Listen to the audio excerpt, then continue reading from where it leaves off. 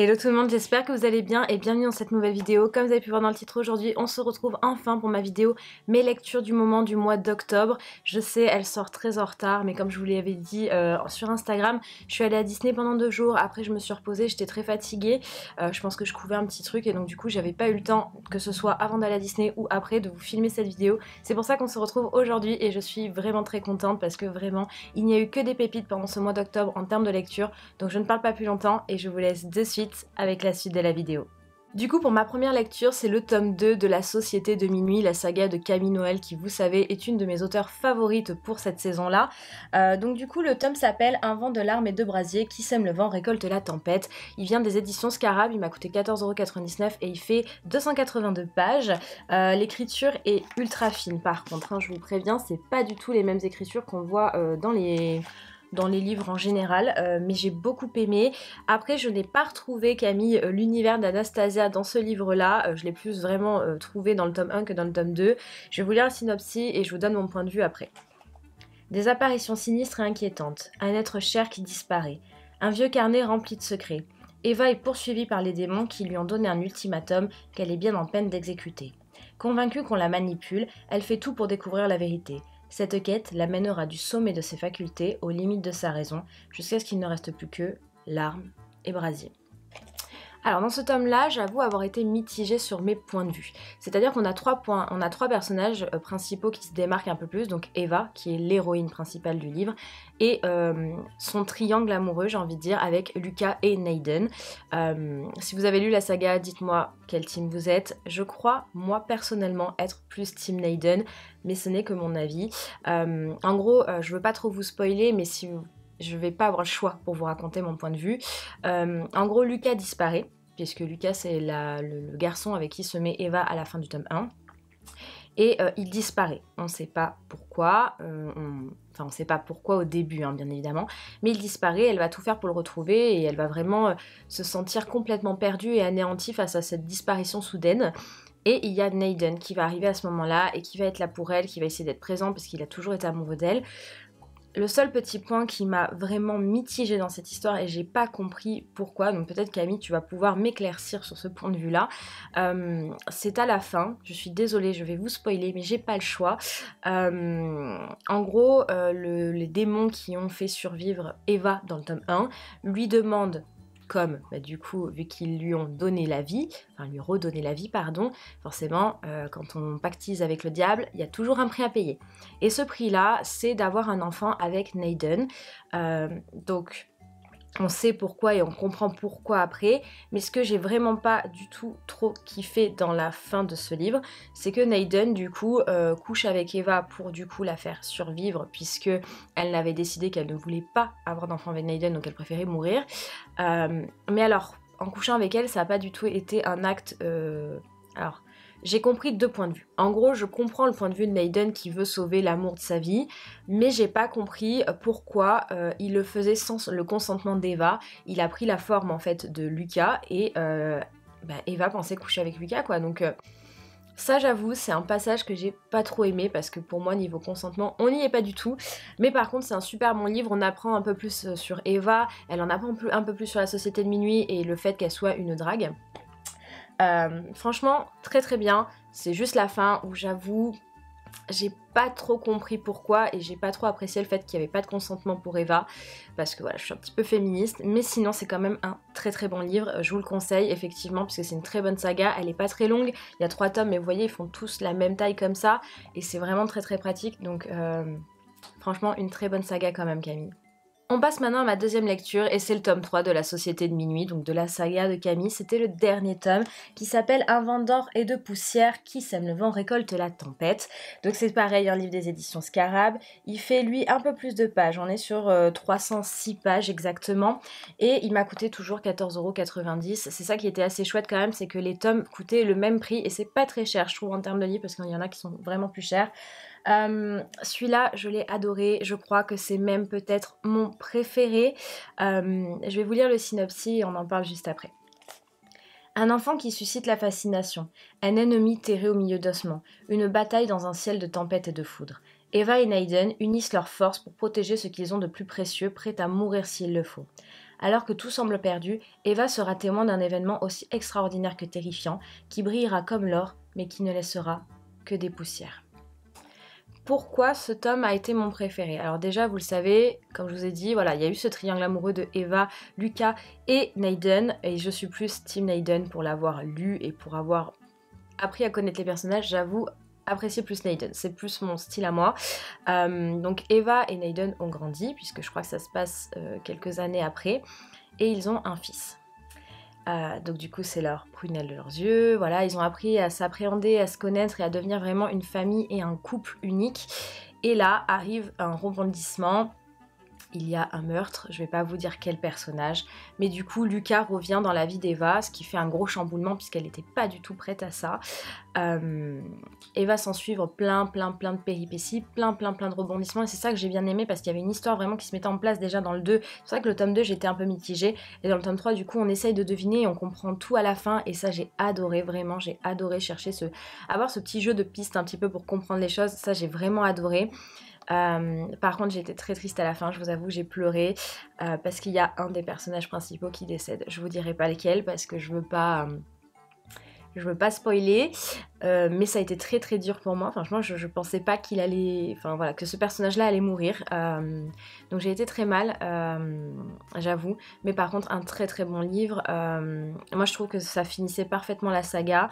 On pourrait même, je pense, avoir un petit, vous savez, un petit livre peut-être en format numérique ou quelque chose comme ça, qui raconte l'histoire du coup du fils de Eva et Naden, un petit peu genre quelques années plus tard, je pense. Ça pourrait être vraiment chouette. Mais en vraiment, cette saga-là, je vous l'ai dit, moi je l'ai beaucoup appréciée. Tous les livres de Camille, de toute façon, je les adore. C'est vraiment de très bons livres et ceux-là en font partie. Ce que j'aime beaucoup aussi, bah, c'est les couvertures, quoi. Elles sont très belles. Et juste l'histoire, en fait, ça nous apprend un petit peu des choses complètement différentes, des choses qu'on n'a pas l'habitude, vous voyez, d'entendre, que ce soit des fantômes, des vampires, des sorcières. Là, vraiment, c'est juste, ils ont un pouvoir et c'est comme ça, ils ne sont absolument pas sorciers, ils sont absolument... Voilà, il n'y a pas de tout ça, et j'ai trouvé ça vraiment très sympa d'avoir une saga complètement différente pour cet automne, et franchement Camille, t'as vraiment bien joué sur ce coup-là. Et le dernier livre que j'ai lu, ça faisait 3 ans que je l'attendais et je sais que vous attendiez avec impatience mon avis dessus. Il s'agit du livre Vive la Reine des Citrouilles de Shea Earnshaw. Vous le savez, c'est la suite de L'étrange Noël de Monsieur Jack, le film d'animation de Tim Burton.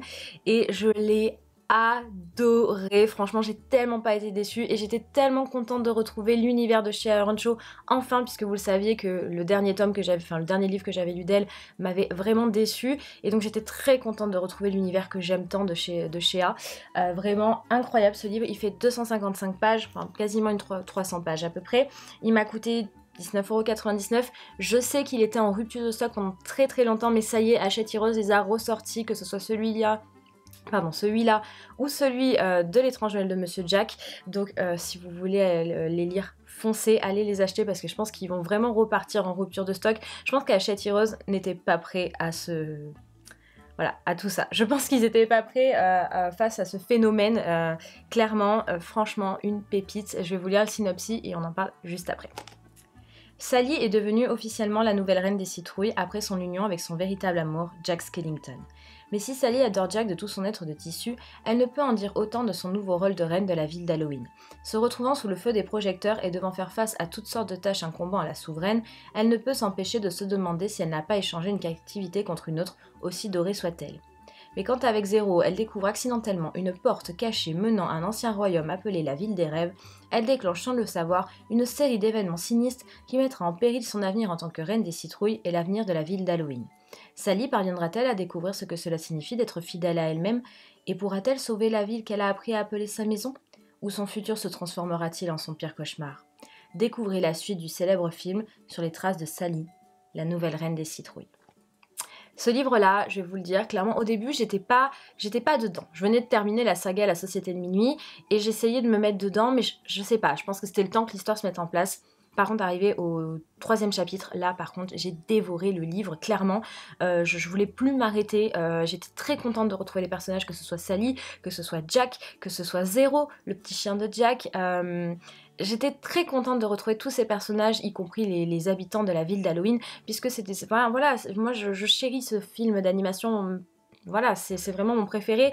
Quand je suis allée à Disney et que j'ai vu Jack et Sally, j'étais hyper heureuse. J'ai pas eu le temps de faire photo avec eux malheureusement parce qu'il y avait énormément de monde, mais j'étais hyper heureuse de les voir. Vraiment, c'est des personnages que je kiffe et ça fait des années maintenant. Je pense que je les adorais déjà. J'étais... Ouais, gamine, je devais avoir une dizaine d'années. Enfin, Jack, ça a toujours été un personnage que j'admirais. Et Sally, c'est vrai que je l'aimais beaucoup dans son style, puisque c'est pas du tout une princesse, vous voyez, comme on peut voir dans tous les dessins animés. Enfin, vraiment, c'est une fille ordinaire qui tombe amoureux du roi, enfin, de la reine, du roi de la ville d'Halloween. Et ça, j'ai beaucoup apprécié, mais on la connaissait pas tant que ça. On voyait qu'elle était un petit peu téméraire, qu'elle essayait de se libérer du docteur... alors, je vais pas dire Frankenstein, mais vous voyez un petit peu. Et là, vraiment, on a appris à la connaître sous toutes les coutures, du coup. Petit jeu de mots, vous avez vu. Et franchement, j'ai adoré rencontrer le personnage de Sally. On en apprend vraiment beaucoup plus sur elle, sur sa vie, voilà, je veux pas vous spoiler, mais la ville des rêves a un gros point pour Sally. C'est un beau point de chute. Et franchement, jusqu'au bout, j'y étais. J'étais wow, incroyable, mais c'est génial. Enfin, franchement, j'ai trouvé que Shea Arantxa avait géré la suite et je n'ai qu'une seule envie, c'est que Tim Burton l'adapte en film parce que j'aimerais énormément voir ça. J'ai adoré la complicité aussi de Sally avec Zero qui était vraiment très mignonne et qui essayait en fait de sauver toutes les villes puisque en fait, en ouvrant la porte de la ville des rêves, elle va faire sortir un monstre. Je vais pas vous dire exactement qui ou quoi, je ne veux pas vous spoiler parce que vraiment c'est une pépite et il faut que vous fonciez. Mais elle va libérer un monstre qui va du coup endormir toutes les personnes dans toutes les villes différentes. Donc en fait on découvre aussi toutes les villes et ça c'est chouette. Il n'y a pas juste la ville d'Halloween ou la ville de Noël comme l'étrange Noël de Monsieur Jack, il y a aussi la ville de la Saint-Valentin, la ville de Thanksgiving, la ville de Saint-Patrick. Il y a plein de villes et ça c'est super chouette et j'ai adoré vraiment. J'aimerais même limite qu'ils nous fassent un autre tome encore parce que je suis fan inconditionnelle de cet univers là et franchement la suite valait le coup d'œil. Je suis très contente de l'avoir lu, je suis très contente qu'il fasse partie de ma collection. Voilà, même sa couverture est incroyable, sa devanture, enfin son bord, son côté, bref, vous avez compris, la bordure plutôt, voilà, je la kiffe. Elle me fait même limite penser, vous voyez, avec les flammes et la tête de citrouille comme ça, à la légende du cavalier sans tête de Sleepy Hollow. J'aime beaucoup, vraiment. L'écriture est très fine aussi. Franchement, je m'attendais pas à une écriture aussi fine, en vrai. Je m'attendais à une écriture un peu plus grosse, mais franchement, juste une pépite. Donc, je peux que vous le conseiller, vraiment, si vous aimez l'étrange Noël de Monsieur Jack, que vous aimez cet univers-là, et que vous avez envie de... Voilà, vous avez envie d'une petite suite et d'en apprendre un peu plus sur Sally, allez-y, foncez. Et voilà tout le monde, cette vidéo est terminée, j'espère qu'elle vous aura plu. J'ai trop hâte de vous partager les vlogs à Disney. Vous allez voir, c'est des vlogs totalement décousus, des vlogs à l'impro, des vlogs hyper cool et c'est ma vie, c'est comme ça que ça ressemble au quotidien en vrai. Quand je vois mes potes, je suis comme ça et c'est vraiment cool. Je suis très contente de vous partager ce genre de contenu puisque... voilà, je suis une petite aparté dans cette vidéo pour vous parler des vlogs et vous les teaser un petit peu. Mais c'est vrai que moi j'adore filmer des vlogs parce que toutes les vidéos que je filme, par exemple ici avec vous assises là, et ben c'est des vidéos qui sont préparées, c'est des vidéos auxquelles je réfléchis, que j'essaye de me dire qu'est-ce que je vais dire exactement, je me fais des petites notes. Vous voyez, c'est des vidéos travaillées. Alors que les vlogs, ce que j'aime bien, c'est que j'allume ma caméra et vous me suivez tout au long de la journée et puis ben voilà, on verra ce qui s'y passe et franchement c'est ça que j'adore. Vous savez que moi j'aime être authentique. J'aime pas être une personne que je ne suis pas sur YouTube. J'essaye d'être le plus transparente avec vous possible. Bien évidemment, il y a des choses que je garde pour moi, mais j'ai trop hâte, voilà, que vous voyez ça, que vous rencontriez la bande de Zozo qui m'a accompagnée pendant ces 2 jours parce que franchement, c'est des amours et il me tarde de les revoir déjà et qu'on fasse d'autres choses, pourquoi pas. Franchement, c'est... Enfin, voilà, bref, c'était une petite aparté. En tout cas, j'espère que la vidéo des lectures du mois d'octobre vous a plu, que ça a donné des idées de lecture, bien évidemment. Moi... J'en ai encore plein à vous lire, enfin à vous parler sur les sorcières, enfin voilà, tout cet univers-là comme je vous avais dit dans les dernières vidéos. Voilà, je vais être surtout sur des lectures comme ça et pas de Noël. Là d'ailleurs, je suis en train de lire L'étrange Noël de Monsieur Jack en livre en ce moment. J'ai pas trop avancé depuis Disney, mais je vais m'y remettre. Voilà, bah écoutez, si cette vidéo vous a plu, je vous laisse la liker, la partager, vous abonner à la chaîne si ce n'est toujours pas fait et activer la cloche de notification pour les recevoir quand mes vidéos sortiront. Et puis bah, quant à moi, je vous fais d'énormes bisous et je vous dis à très vite dans une prochaine vidéo. Salut!